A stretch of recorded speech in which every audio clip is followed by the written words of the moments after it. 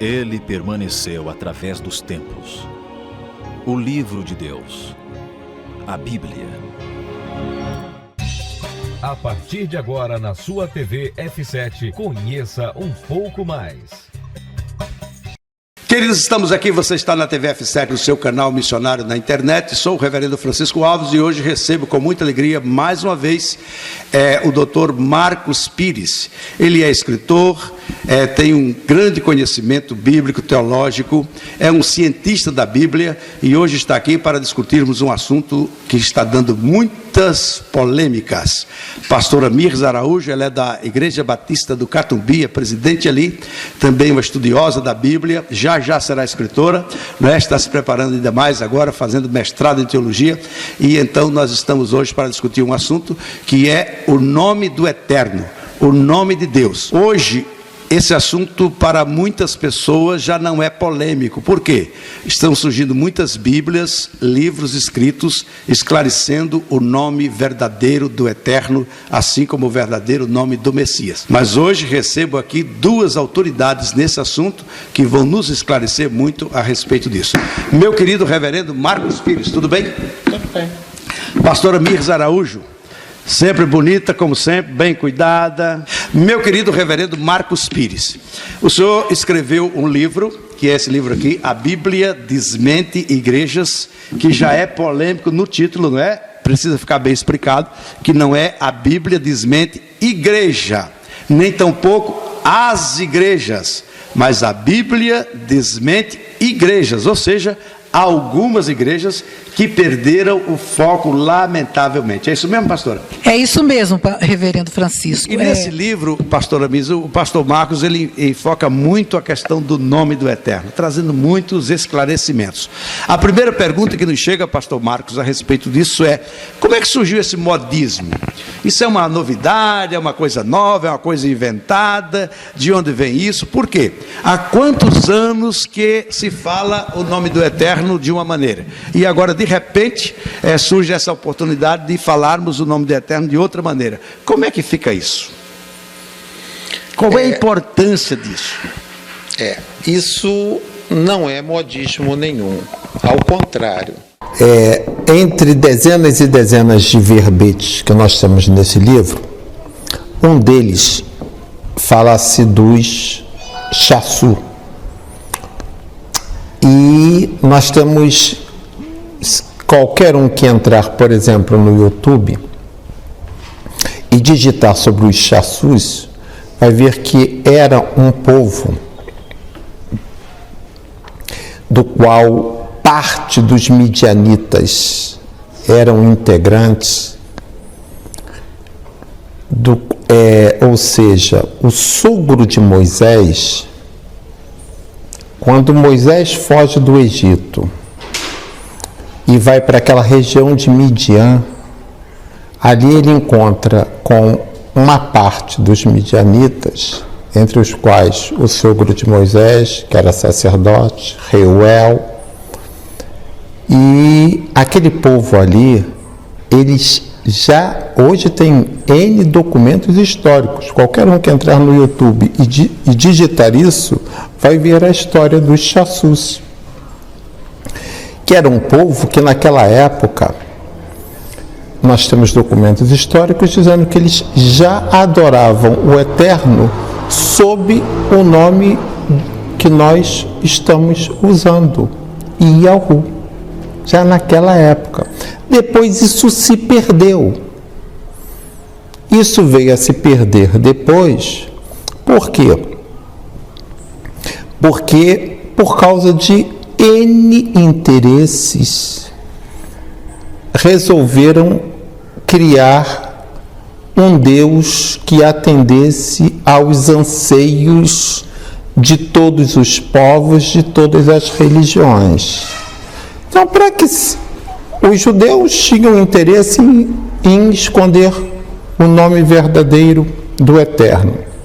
Outros povos tinham interesses de ter o nome dos seus deuses em substituição ao nome do único e verdadeiro Deus.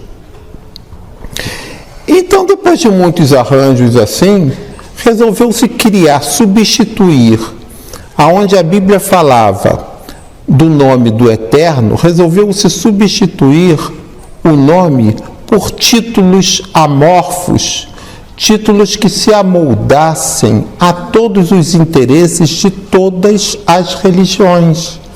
Daí criou-se títulos como Deus, que etimologicamente, não estou falando de religiosos, não, estou falando de estudiosos de língua, não, eles mesmos afirmam, o título Deus, ele vem de Zeus, que era o Deus que os gregos adoravam e que os romanos incorporaram à cultura grega.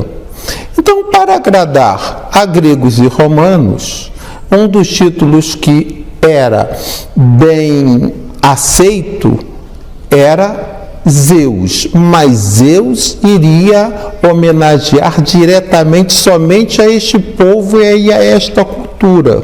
E daí criou-se Deus. Aí serve a todo mundo. É um título que serve a todo mundo. E daí, bom, mas pode ser Senhor. Senhor, porque Senhor é a tradução para o português da palavra Baal. Baal era o Deus que tanto os fenícios como todos aqueles povos cananeus adoravam. Então, ao invés de botar Baal e assim diretamente e atender apenas aos interesses dos cananeus, dos fenícios, desses povos, então bota Senhor, que nada mais é do que a tradução de Baal. E aí serve para todo mundo. E aí serve para todo mundo. Pastor Marcos, mas também, chamando de Senhor, você vai pegar ele e igualar todos os outros. O Senhor do engenho, o Senhor do café. Sim, isso tudo são títulos, mas a finalidade era isso mesmo. Cada um ali, quando pegasse a Bíblia e lesse as verdades bíblicas, pudesse transportar as verdades bíblicas que ali estão descritas sobre o Eterno, cada um com facilidade pudesse transportar aquelas verdades bíblicas para o Deus que ele resolvesse servir. A finalidade era essa e foi atingida. Isso apareceu mais contundente a partir das Septuagintas? Com certeza, exatamente. Porque, se nós formos observar os originais, os hebreus, eles não chamavam Deus, chamavam Altíssimo, Eterno, não é verdade? Esse era, não era Deus, até então não tinha Deus. Falava o Eterno, o Altíssimo, o Soberano. Aí já trocaram Soberano, Altíssimo e Eterno por Deus. Depois troca o nome para o Senhor. É assim mesmo? Complicou aí? Conforme nós falamos, os judeus, eles tinham o nome do Eterno como impronunciável. Até hoje eles ainda têm. Então, o nome, eles achavam que ninguém pode pronunciar, muito menos eles. Então, eles não pronunciavam.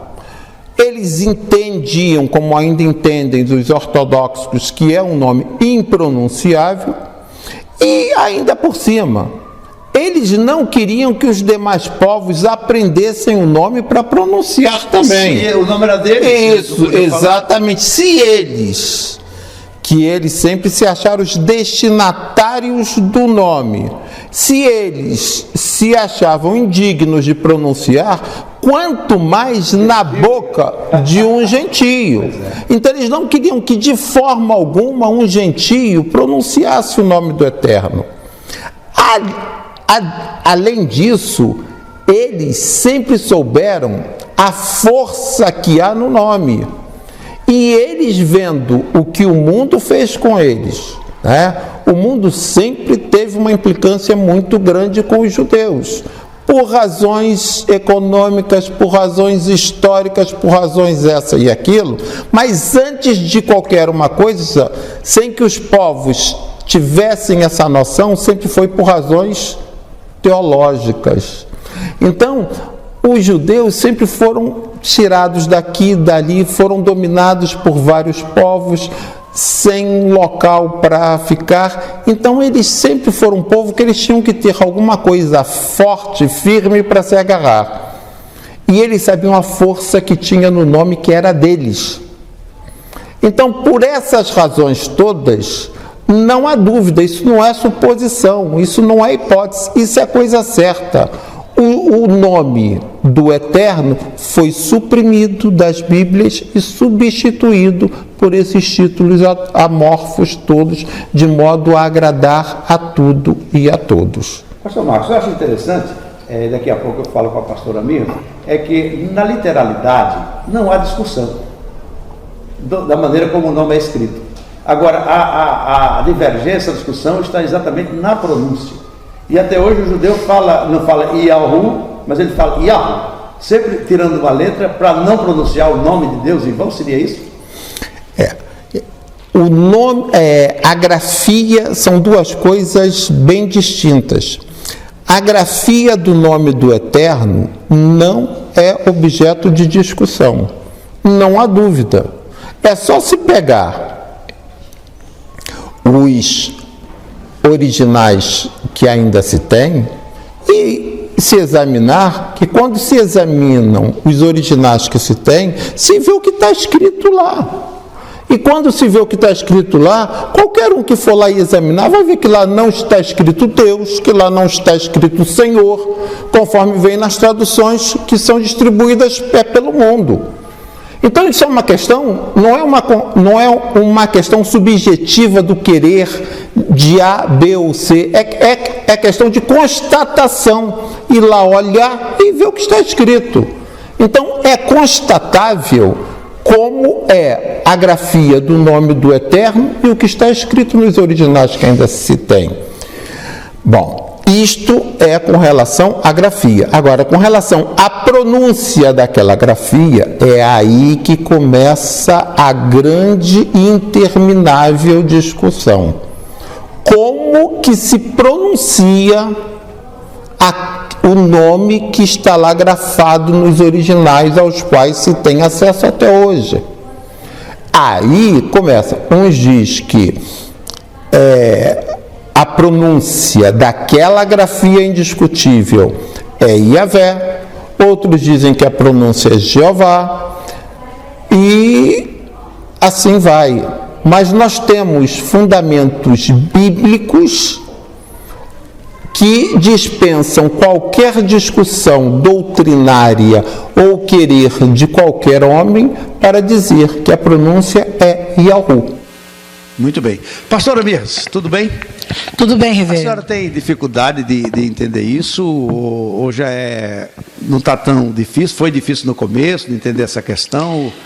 Pastor, como todos os evangélicos, todo o universo cristão, podemos dizer assim, no início dessa descoberta, eu confesso que eu tive algumas dificuldades, tive algumas resistências, que na ocasião, hoje eu julgo até natural, por várias razões, e uma delas, o fato de, desde bem cedo na vida evangélica, você escuta o título, né? Esse título, Deus, Deus.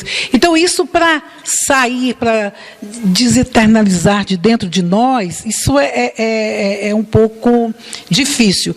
Mas quando o coração realmente deseja conhecer, quando o nosso coração ele é capturado por uma verdade, desejamos conhecer, a gente põe de lado essas questões e passa a desejar. Então, quando eu me apoderei do nome do nosso Pai Yahu, para mim descortinou uma série de realidades, dificuldades que surgiram no caminho foram superadas, e isso para mim é algo tão revolucionário, tão definitivo, que eu digo que eu passaria por todas as dificuldades de novo, só para aprender mais com o nome do nosso Deus Yahu. Muito bem, isso para a senhora já é uma verdade. Isso já é uma verdade, um fato. Muito bem, nós vamos voltar no próximo bloco e eu quero saber do pastor Marcos qual é realmente a importância disso nos dias atuais, se ele tem respaldo bíblico para isso, né? Quero os versículos aqui, e por que o nome do Eterno foi então esquecido. Como é que nós caminhamos na Bíblia para entender isso? É um assunto que daqui a pouco nós vamos ter que conviver com isso, porque já são 4 ou 5 Bíblias que estão trazendo a restauração do nome. Então nós temos que nos preparar para isso. Então nós vamos voltar daqui a pouco com mais informação, ok? Eu volto já.